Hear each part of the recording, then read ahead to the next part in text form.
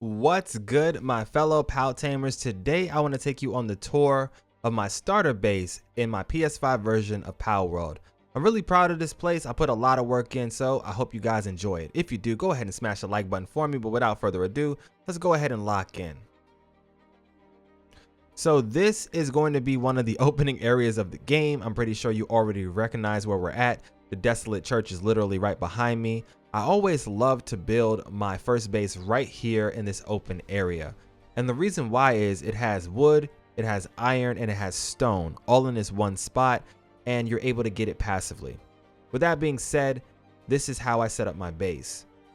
It is still a very bare bones basic base. Like, I do not have the best pals in it just yet. I'm going to be working on that over time. As you can see, I have Yakumo in the background trying to breed for the best passives in the game right now. I'm farming them up. And I have basically everything I'm going to need from now until forever in Palworld. The only two things that I don't have placed down at the site right now are going to be the sulfur and the coal. I have to defeat 2 bosses, I think, in order to get access to those. I did go ahead and defeat the PAL genetics boss so I can get the pure quartz, but other than that, I still have a lot more work to do in the game. I'm going to build 2 more towers, one in Feybreak area and the other one in Sakurajima, so I can get the chromite, the hexalite, and the crude oil. But for now, this is going to be the ultimate stomping grounds for all production and everything else I need in Palworld. So let's get to it.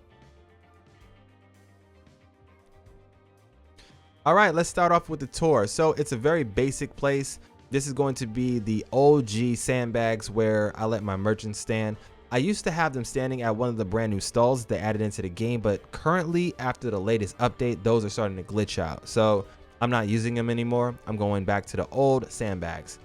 I have the fruit trees here, and I'm currently learning all that I can about fruit trees, trying to figure out some of the best fruits and stuff to use in the game. So when I learn all that stuff, I'll make sure I make a video about it. Other than that, you can see I have every single food item in the game over here on the right side. Then right here in the center, I have 2 gigantic furnaces. Both of these furnaces cost a lot, but it's definitely worth it. I have the best oven in the game right here because 4 different pals will be able to lock in and do all of your cooking needs. And Raindrix here, she's just, you know, chilling, doing her own thing, but she is going to be the operator for the crusher over here. Then I also have the OG mill. We all love it. We need it because you got to get those cakes going. And this base is basically set up for 20 pals. That's the only thing that I adjusted in this world besides the experience boost. I wanted to rush and speed run my way to 60 as fast as possible. And now that I've done so, everything else is pretty much vanilla. So I run out of stamina quickly. I run out of food quickly. It's hella annoying. I really don't like playing the game like this too often. But currently I'm trying to figure out a lot of the different base default settings and learn more about them so I can make more intuitive guides for you guys in the future. But anyways, we got our furnaces here. Of course, we have all the sleeping spots. We have all the original items that we needed to get ourselves to this point. I just couldn't, you know, get rid of them, even though I have better items in the center of the base. I love this base format because it's completely open. All of the large pals are able to navigate this place with ease and they don't get stuck on anything. And to me, that's one of the most important parts of a base because I like my bases to be very efficient, but at the same time, they have to be aesthetically pleasing. Over here to the left, I have the PAL Expedition Station, which is a necessity, especially if you're going to be doing research in the game. And back here in the main facility, we have a bunch of these research stations for all the pals to basically lock in and do all of their research whenever I have them assigned to it. We also have all 3 of the production lines. I'm going to have to switch the order of these because at some point I want to get the best, I think it's the PAL Sphere production assembly line. I'm going to put that right in the center because it's longer than these other 3, which is kind of annoying because it took me a while to figure out this layout, but it is what it is. I'm also going to slap a coal mine in the back here once I defeat that boss. I just haven't done so yet, but let's go ahead up to the second floor. On the second floor, we have all of our hot spring needs.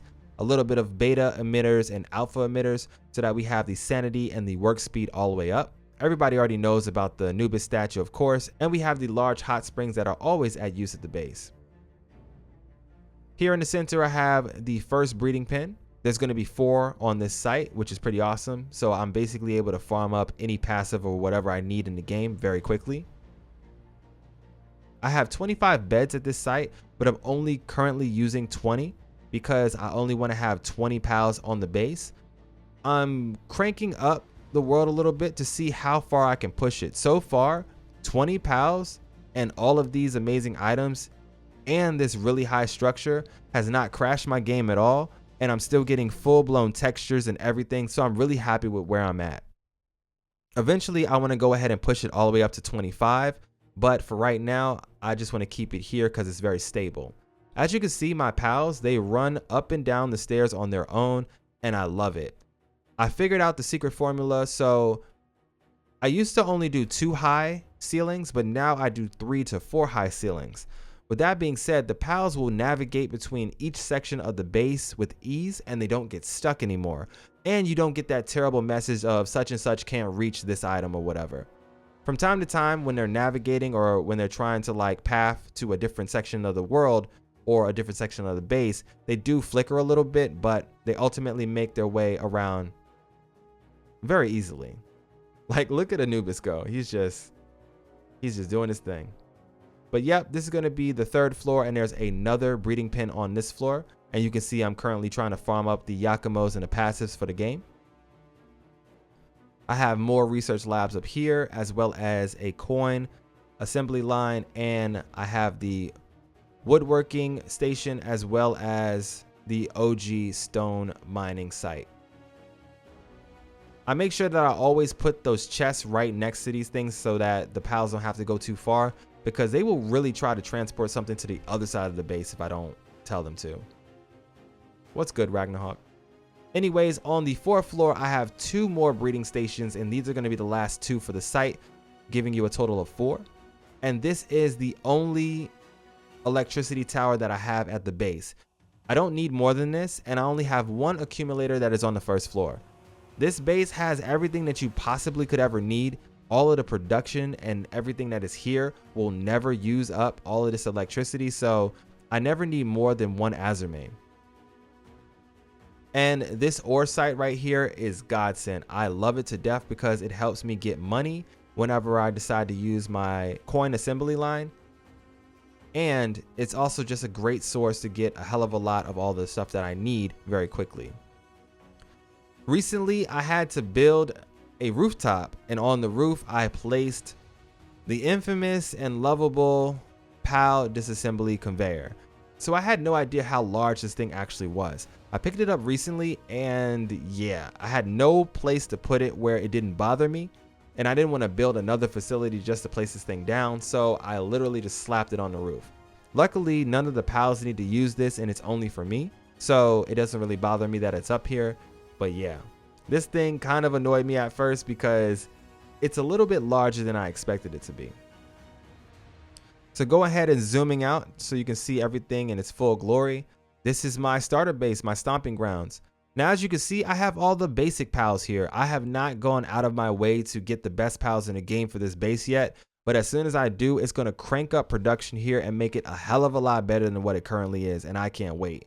Like, these pals are essential for my needs for where I am in the game right now, and I'm really proud of them. They do a great job, so I'm not complaining. But at some point, I do need to go ahead and get the best pals like Astagon and Nocklum, Lylene, and so many of the other pals to really get this place going. I mean, none of these pals are actually bad. Because I have this open space, all of these Yormantides are able to freely move. They never get stuck, and they do a great job of navigating throughout everything. So I'm really happy with this. I hope that as I start to max them out, get their work speed up to 431 base and really start pushing it, to see some pretty good production from them. And I'll let you guys know in the future what I change and what I update as we move along. But that's going to be all for today's video. I hope you guys enjoyed it. It's just a really simple base. It's in this area right here. The coordinates are 86 and -432. So it's like one of my favorite places to put a base down. It's right next to the desolate church, which is right behind the base. But that's going to be all for today's video. I hope you found this video helpful and inspiring, and I hope I gave you ideas for your own build in Palworld. But I'll see you guys in the next video. This is your boy MSensei HD, but for now though, I'm going to go ahead and slide up out of here.